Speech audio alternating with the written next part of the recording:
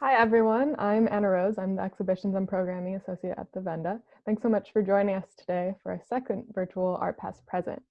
Art Past Present is a monthly series focused on the significance of memory and history in contemporary artwork. This program is hosted by artist and writer Farrah Karapetian and Joes Segal, the Wende's Chief Curator and Director of Programming. We're very happy to welcome Aneesa Shami as our guest this month. Aneesa is an artist and researcher based in Los Angeles using recycled materials to create fiber art. Her work references the sublime and world mythologies to evoke a sense of the collective unconscious within her imagery. Shami holds Bachelor of Fine Arts degrees in both fiber and art history from the Kansas City Art Institute. She was the Textile Arts Los Angeles Heir at Helms Design Center in 2018 and was a fellow for the Mildred Zlane Attention Lab's Order of the Third Bird in 2015. Her work has been exhibited nationally in galleries and museums, including the Torrance Art Museum in Torrance, California, and the San Luis Obispo Museum of Art. Aneesa Shami is the co-owner and director of Studio 203, an artist-run space in Los Angeles that collaborates with artists to create exhibitions and host workshops and performances. So this is going to be a 45-minute conversation between Farrah, Joes, and Aneesa. After that, we'll leave around 15 minutes for audience Q&A. So please get your questions ready to put in the Q&A box during that time. As always, we appreciate every question, but we ask that you please keep them short and sweet, no longer than a sentence or two, so that we have time to get to everyone's. If you have comments that aren't questions, we have the chat function open. As we're getting started, feel free to say hi in the chat, and it's always nice to see where people are tuning in from. So if you want to say what city you're joining from. And just a note to please make sure the blue button in the chat, make sure you switch that to all panelists and attendees, because otherwise it just goes to the panelists and not everyone else in the audience. We'll be posting the recording of today's program on our Vimeo page, so afterwards you can share or go back and view this and previous programs and programs from our other virtual series, Cold War Spaces, which will continue the other 3 weeks of the month. September is Textile Month, and this program is part of Textile Month LA. You can check out a calendar full of other programs that celebrate textiles throughout Southern California on textileartsla.org. We'd like to thank Susan Horwitz and Rick Feldman for generously supporting discussion series at the Wende and our virtual programs. We'd also like to thank the Kotzen Foundation, whose generous support has long sustained the Wende Museum's special textiles collection. And now I'll hand it off to Joes and Farrah, who will get us started with the conversation. Okay, thank you very much, Anna Rose. And maybe to jump right in, Aneesa, can you, by way of introduction, say a few words about your work and the special significance of memory and history in your work? Yeah, of course. I just really quick want to say thank you again for having me here. I'm really looking forward to this conversation and seeing where it goes. And so again, to start off, I guess I should start with memory and history are both incredibly important to me personally, and it comes through my art, which, you know, is important mostly with the context of the series, right? So recently I visited Lebanon for the first time, right? And this, you know, opened up a lot of different imagery for me because the historic sites were so expressive and so beautiful, and like I did not grow up in that kind of a history.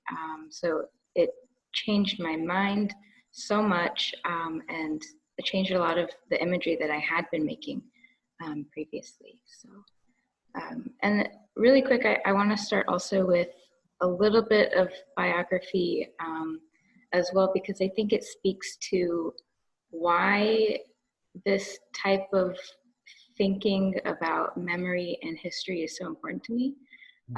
So starting at the beginning, right? I was born and raised in Kansas City in a suburb. My parents met at the University of Kansas, and my dad immigrated from Lebanon when he was about 18. And my parents met in college, got married, had kids, moved to Overland Park, right? That's where I was, I grew up. And the thing about living in the suburbs in like a smaller type of city in the US was not everything was old, right? Everything had been created like within the last 2 decades that we had lived there, right? So it's all these new structures, new houses always being built. So there isn't a lot of rich, deep history from like my immediate surroundings as a child. But contrasting with this, my dad's parents did move to the States before I was born. So they lived here for a few decades, actually. And we were fortunate enough to live close by and visit every week. And so connecting with that kind of the cultural roots that my grandparents have, right, from their countries, right, from Palestine and Lebanon and Egypt, right, was all brought in through food, through stories, through the, just the apartment space that we were all sharing on a Sunday afternoon every single week. So I grew up kind of with this like contrast of I had access to the old rich history through, right, my family, through people I love, but not necessarily like in my environment, like landscape and buildings and that type of a thing. So I think that's why I respond so deeply to like historic sites, like the ancient lands, the like just crazy old buildings, all of that kind of a thing. So. Right. Yeah. Would you like to share something, a few images of your Yes, work? yeah. So I'm gonna do a screen share.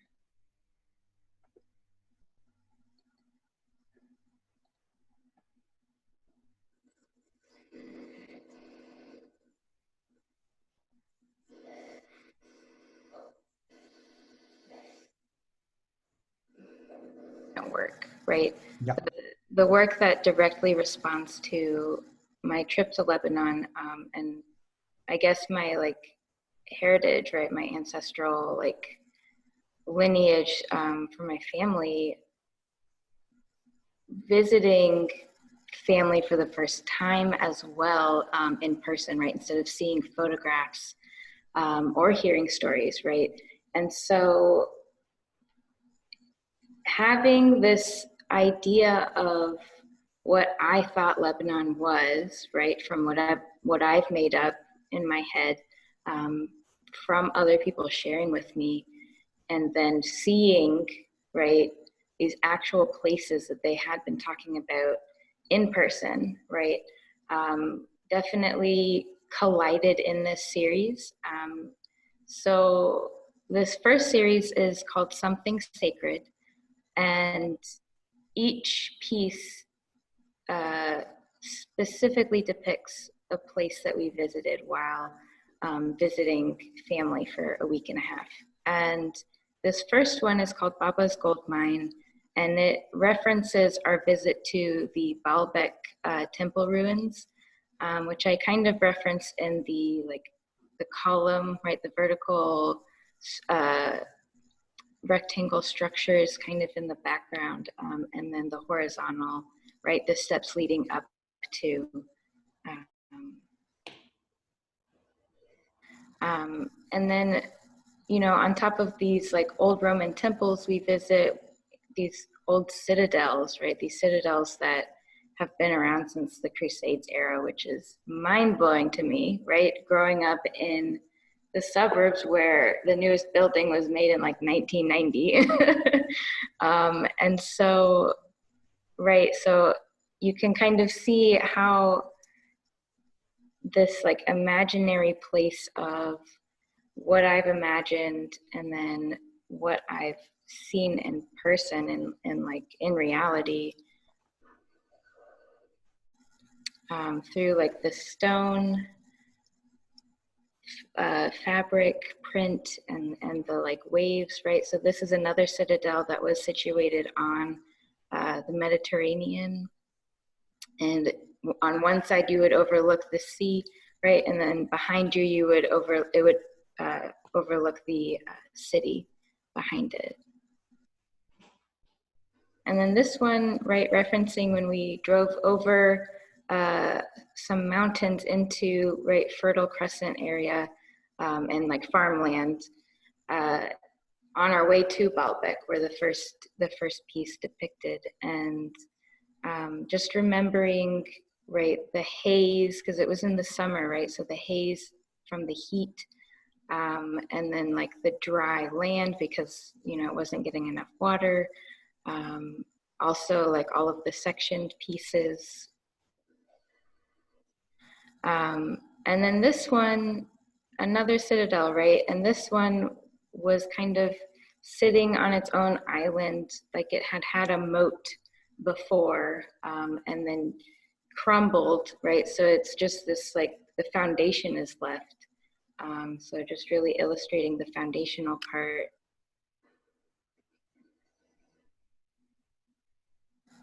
And again, right, more references to architecture and the landscape around it. Again. And this one showing an abstracted version of my uncle's apartment view. So you could also, again, right, I'm very fascinated with the ocean on one side and then the city on the other. Growing up in Kansas, right, it's a landlocked state. We don't have a lot of visual landmarks in the landscape around us. It's a lot of hills, a lot of trees. The sky is really the only exciting thing that changes a lot. And so just, right, taking in this, the context of living in between, right, this industrial part of the ocean, right, where there's barges and that type of a thing, and then the city being built into the mountains behind it. And so then, right, completing that series of 7, where to go next, right? Because I feel that was a more concrete version of me combining my memories before visiting, after visiting, and the sites themselves, right, into these pieces. And, you know, moving more into kind of a magic realism kind of realm where it's not so referential from the trip, but more like make-believe, and just kind of dreaming through these images. So these. Okay, yeah. This is work from the Reclamation series? Yes, this is from the Reclamation series. And you can still kind of see, right, the structures in it, especially in this one. This one's the Good War, depicting, right, the jinn fighting the angels, and, you know, in the Islamic folklore before Islam really became what it is, and, right, the mythology of it.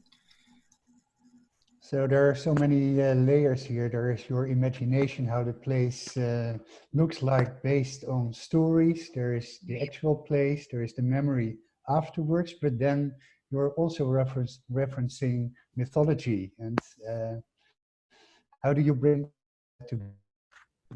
Right. So, right, as a child, right, I remember having this beautifully illustrated encyclopedia of world mythologies, right? Everything was in there and just like poring over it as like a 7-year-old, right?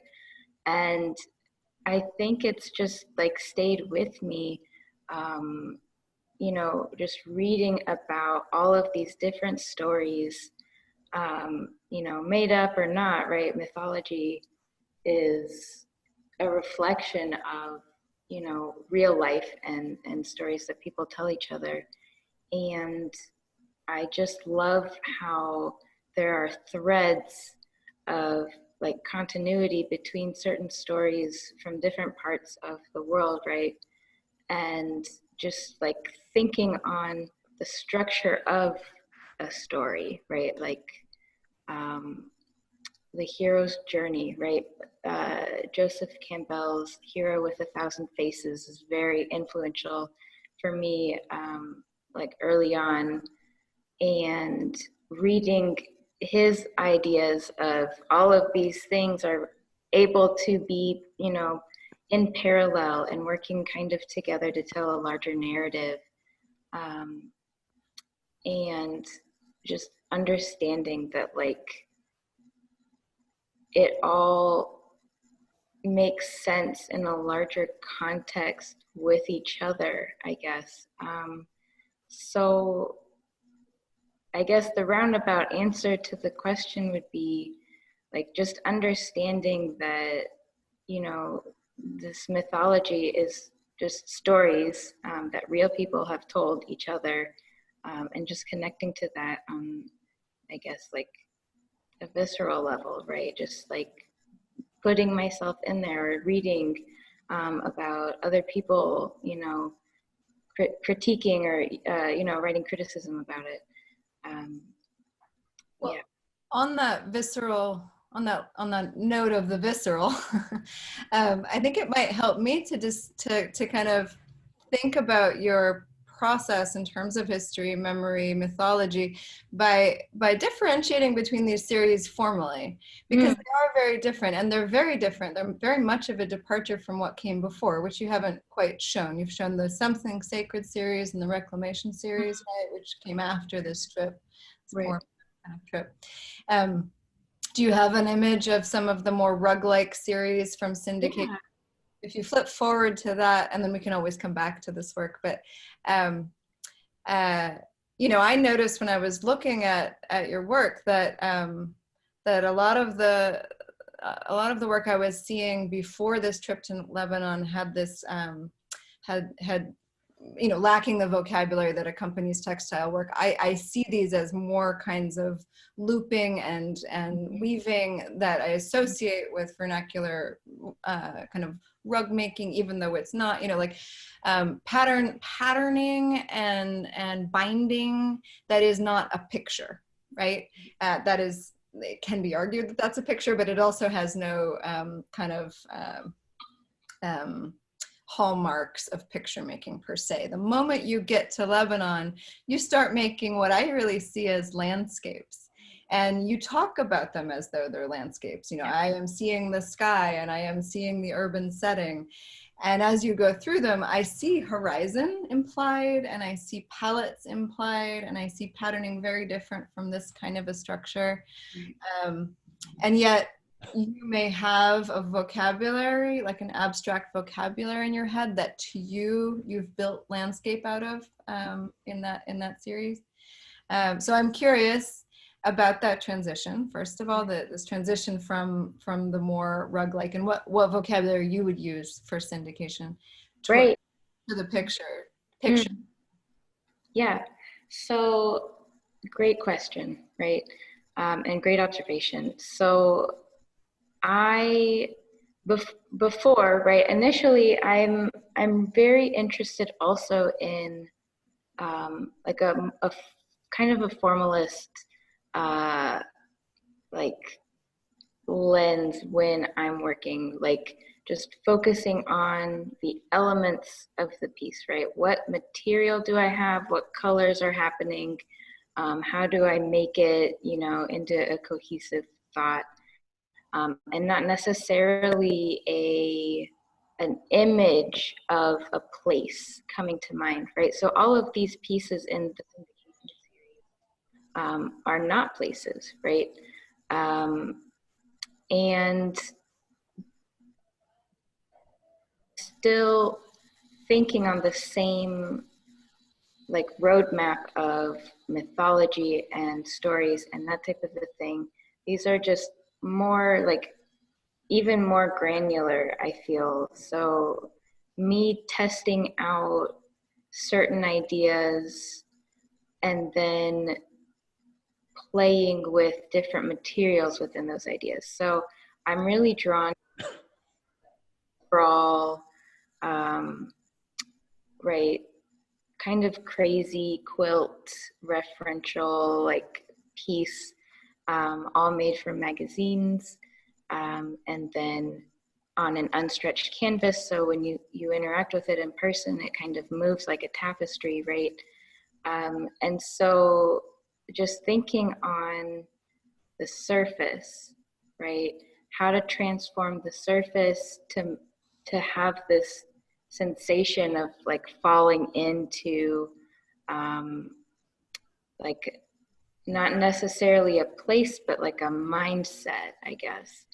And just following the balance and the movement of the within the. So then translating that type of mesmerizing, like, you know, meditative looking state into other pieces, right? So like this one, the closer you get, the more colors become apparent, the more textures become apparent. This one, right? So just playing with different ways to create that surface, and thinking on how to engage the viewer, right, into this mind space of just like following the surface, following the balance, that kind of a thing.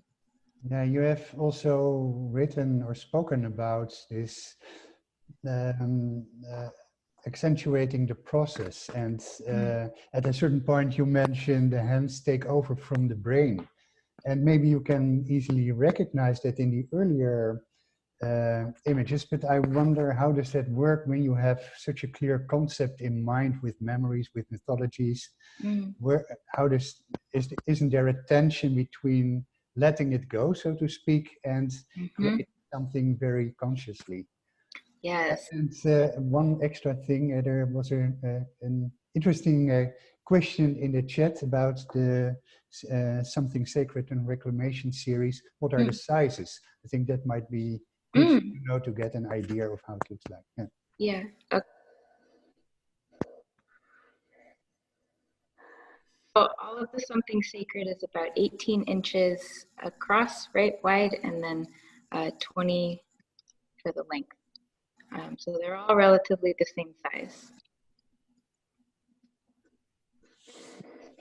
The reclamation is a lot larger, right? And thinking on, I had created these smaller worlds to just kind of observe, right, the landscape. And then this one is around 9 feet long and 4.5 feet, 4 feet tall. This one's 4 feet by 4 feet, 6 by 3, 6 by 4, that kind of a thing. And so it really interacts with the body and not just the head, right? Like you are almost the same size, right, as this piece because of the portrait, right, framing. And this one, right, this Instagram square, where it's wider than you and not quite as tall, but it still like requires like all of this part. And this, right, like 2 or 3 people could stand in front of it at the same time. And just kind of reading it like a scroll, right? You can go left to right, you can go right to left, that kind of a thing. And just like being in, kind of combining, right, this idea of, oh, I'm creating these landscapes from memory of memories, right, of history. And then also this idea of I'm like getting into the mind space, right? The previous syndication series had done. And then I totally blanked on the first question that you had. If you can say something about the possible tension between, on the one hand, letting it go and let your hands take over from your brain, but then on the other hand, have so much content in these series. Right. Yeah, no, exactly. And I think one thing I'm really drawn to is creating like these theoretical boundaries for myself to work in, right? So with the station series, right, it was, okay, I'm using magazines, right? And then I'm putting it on a canvas. I'm using, rug yarn, and I'm creating this, circle.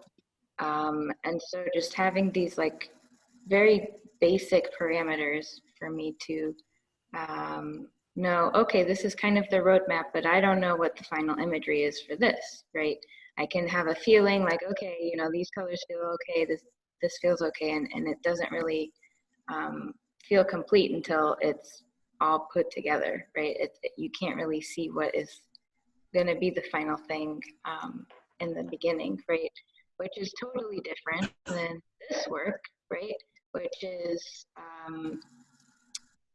I think, more gestural, right?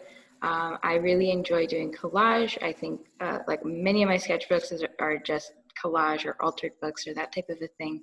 And I like the immediacy of like ripping the paper and then like getting the glue stick and, drawing on things and that type of stuff, right? And so when creating these, rearranging the shapes is very similar to figuring out, the sketchbook collage and like the immediacy of that. But then there is the tension of, okay, so then how does it all get attached, right? And it's very like methodical stitching, right? And so there's the moment of like this frantic or like really passionate, like, making of the composition, right, where I, translate like what's in my head, and then like it's on the fabric, right? It's in front of me now. And then the after, right, there's like a post, like a little postscript of it, right? And I'm just, thinking on it and just stitching through, and there's not as much like passionate creativity, right, or immediate like image making, I guess. You find in those scale decisions or in any of those particular decisions around how to apply the fabric, i.e. stitching or applique, did you find that the trip influenced you in that regard as well, as simply the departure towards landscape and pictures? I mean, there's so much to the history of art making in Lebanon and the Arab world. What was it that you saw that ended up kind of entering the work practically?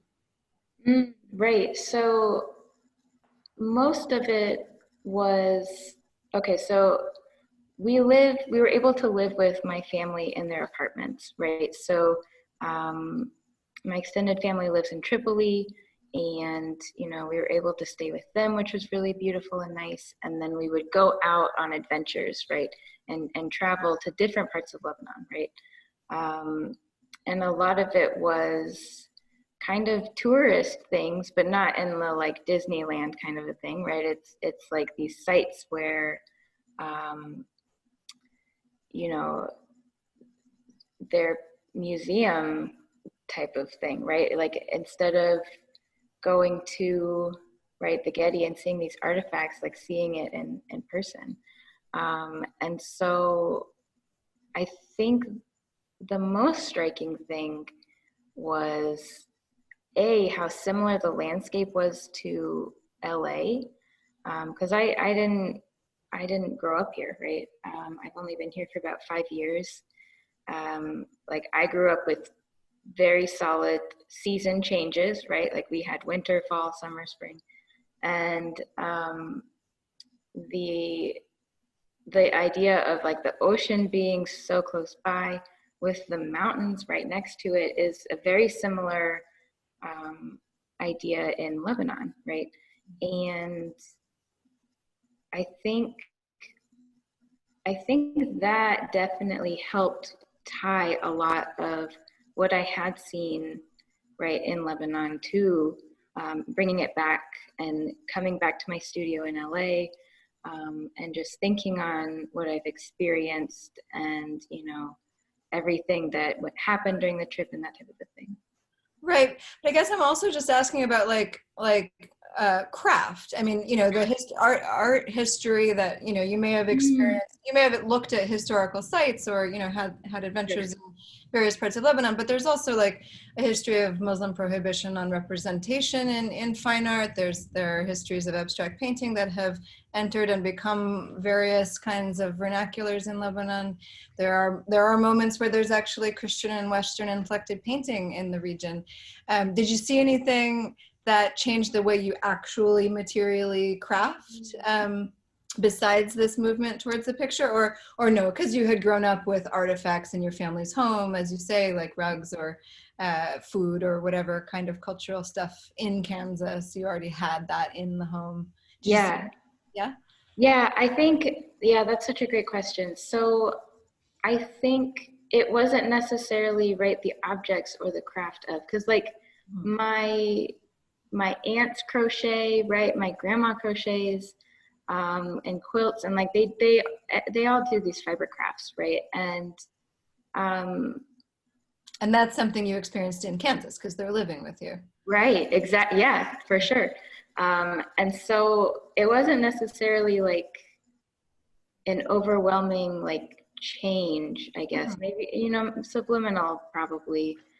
Being there and seeing everything. I do remember, now that you bring it up, we had walked through like a really beautiful bazaar, like right after we had visited this citadel by the ocean, and you know, there was fabric for sale and jewelry, all these beautiful things, you know, just stalls of just artifacts, right? So you know, maybe it did influence. I just don't really remember, you know, so yeah. Then maybe to approach it from the other side. So you have the Lebanese artistic traditions on the one hand, but there is also a whole tradition of depicting the Middle East from a Western perspective.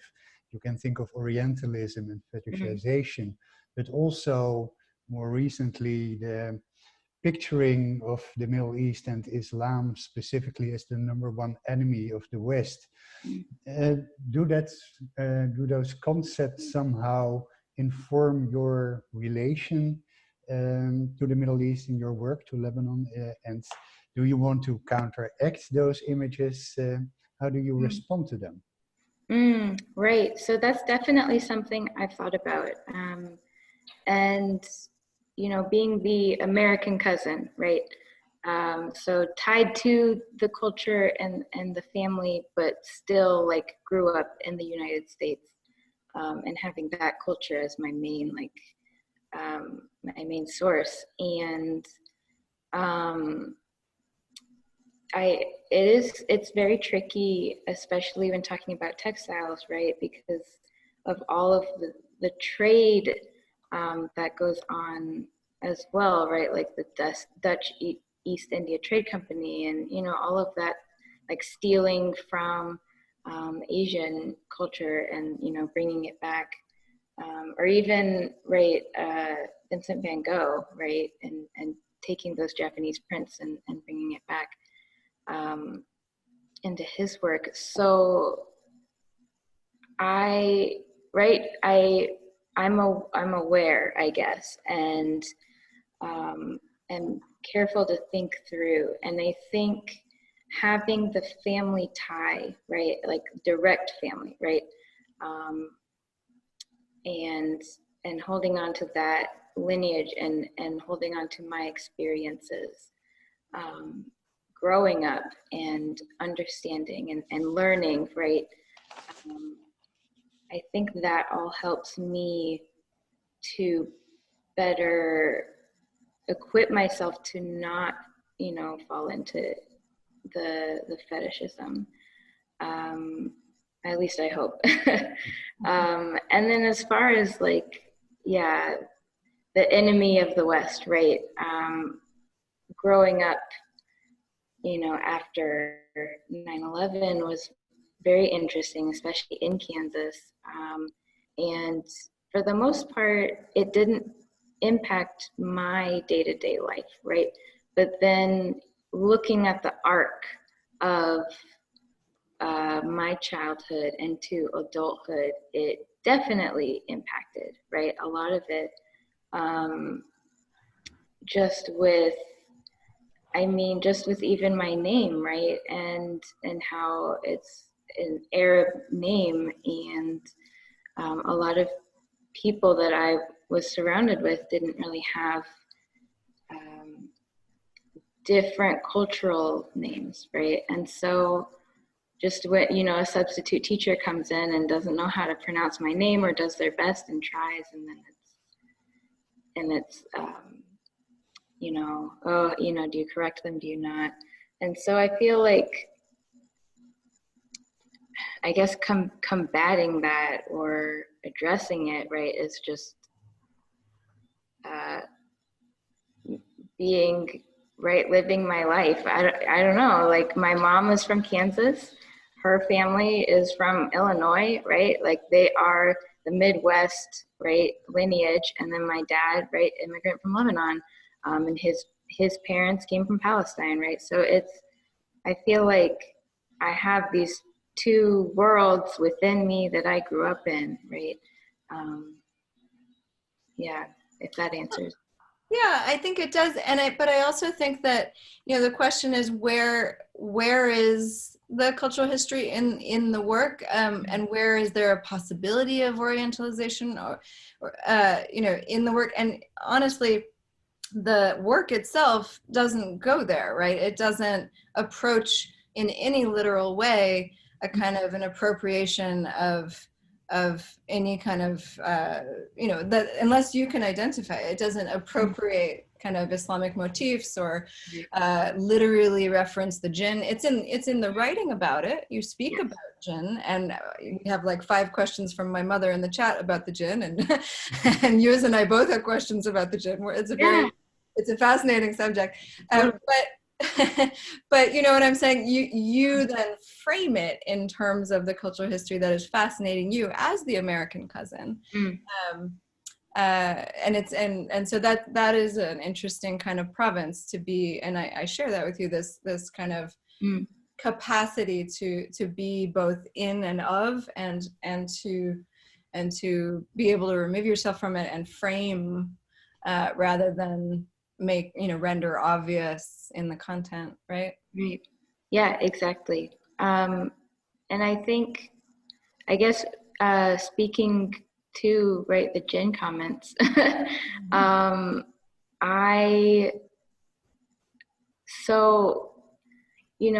talking with my cousins and learning a little more about,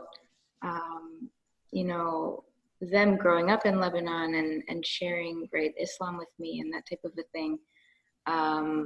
Just all of this new imagery opened up. And this, like, it felt like something kind of clicked into place where, when I was making this series, right, and putting these shapes together and playing with composition, and then learning about Islam, through texting my cousins, right? And kind of seeing how what they were telling me, right, in the imagery of the jinn and the angels and, right, and humans, and, everyone worships God, and how that happens and all of that. And realizing, right, like I have sensed that, like I feel like I have understood that in like a spiritual way and like in a subconscious way, but never really had words for it. And so learning the language, right, learning the words, and the stories, and then still having this imagery that has always been with me, right, and kind of combining it and moving it into like a more focused type of thing. So I guess again, like this series of shapes, or this falling, right, this represents like a jinn spirit, right, for me, because they don't quite live in our realm, right? So we can see them, but we can't see them. We can interact, we don't interact. So then again, right, this little figure is another Jinn spirit. Right. It's interesting, given the nature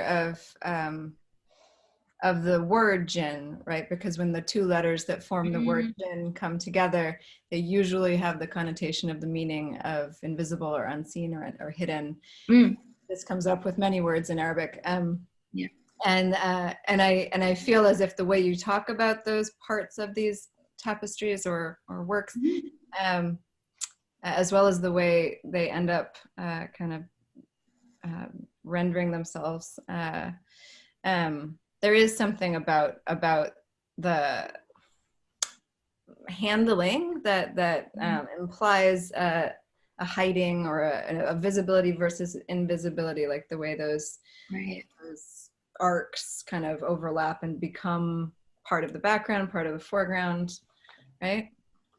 Yeah, for sure. And I think, again, kind of like why breaking from the syndication series into this more like, I guess, figurative imagery is this series is incredibly emotional, right? Being connected in a real way with my father's family for the first time in my life, right? And meeting these people, right? And not just on the phone or in photos or on Facebook, right? And there's just a different level of being in the same room, right? In the same country, in the same space physically versus you know, over the telephone wire. So I think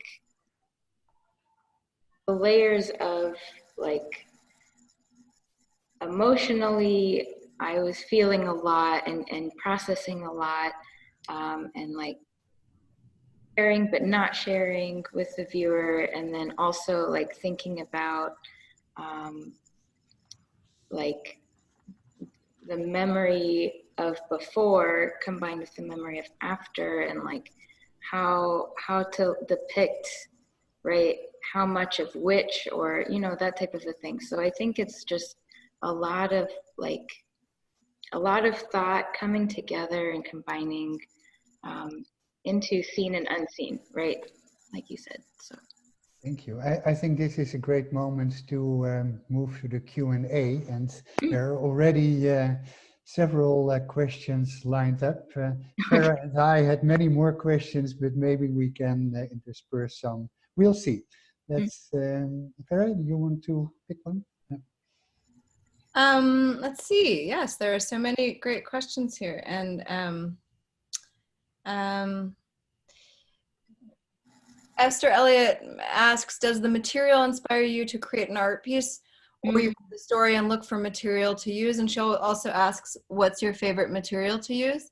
And I actually think that that ties, if you want to continue the screen share for just a second, it ties maybe to some of the work in installation that you flipped through in the slideshow and didn't talk as much about.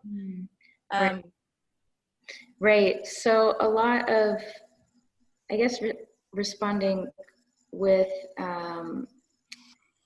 I collect material, right? And so collecting the material, right? I work from recycled, primarily, materials. I don't necessarily purchase new things. So it's harder for me to have the idea in my head and then approach what I have, right? Because then I'll be frustrated and be like, well, I don't have this. Like, why would I think of it? You know, that kind of a thing.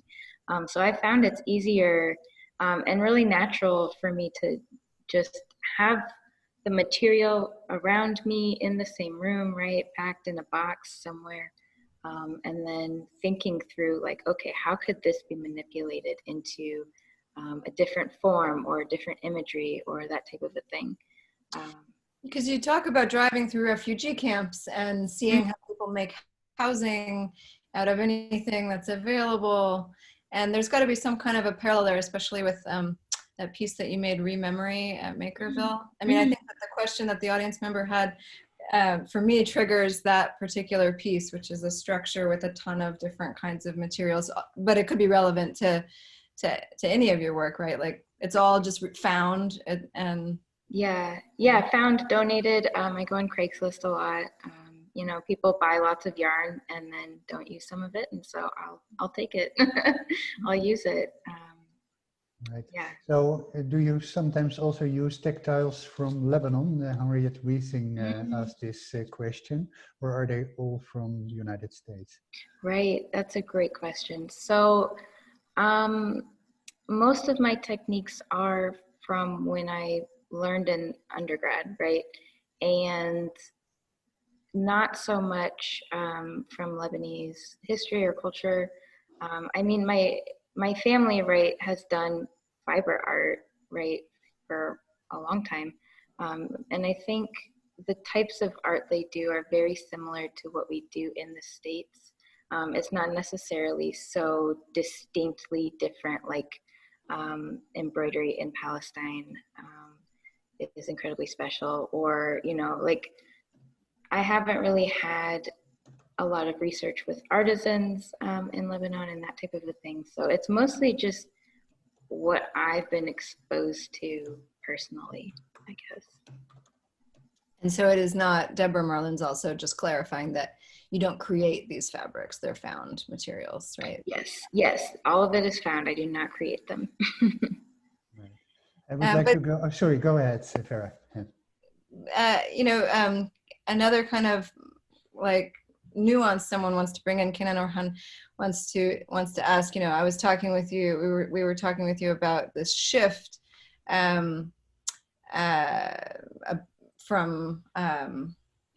your earlier work to now, which to him seems more like a change from history as collection archaeology to history as story.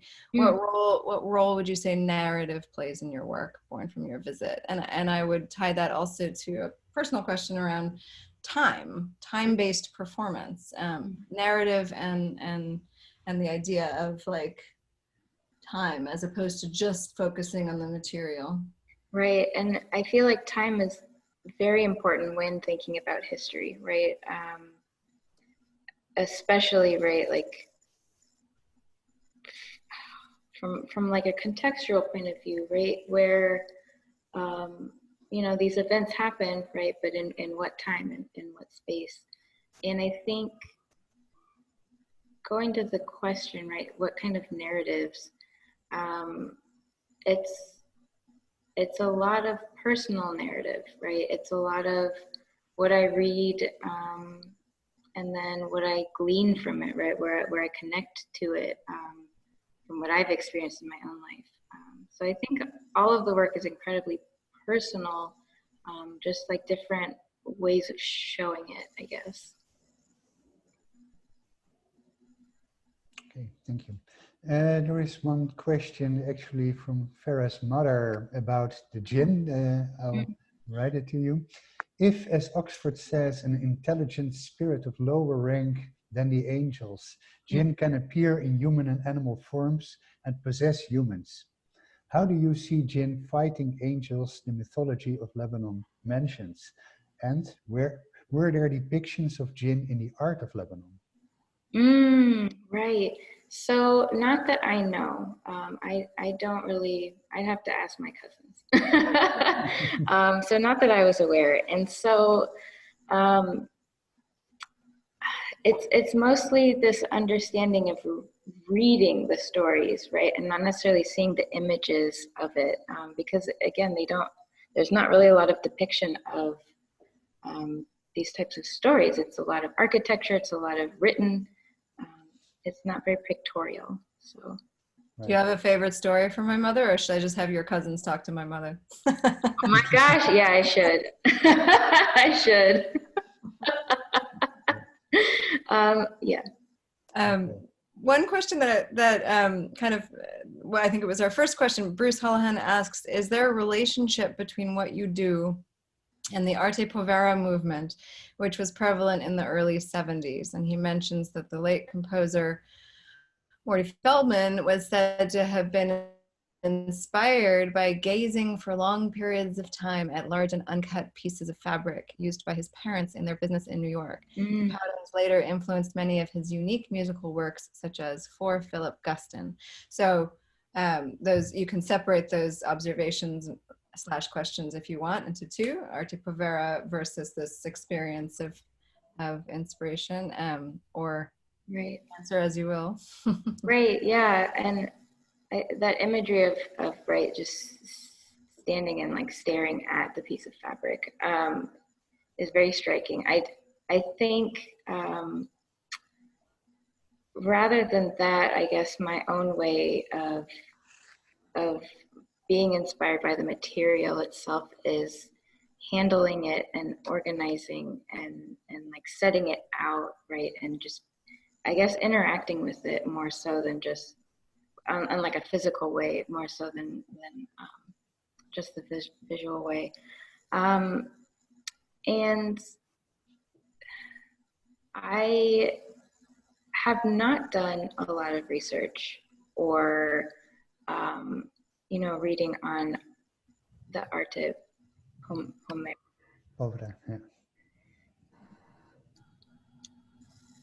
We didn't really touch on it when I was in school, and so it's kind of I feel like it's a very like California reference. Like I feel like once I've come to LA, a lot of people bring it up when they do studio visits with me. So it's very interesting that, right, it wasn't in my art historical classes or right in my purview, and like here it is. It's big.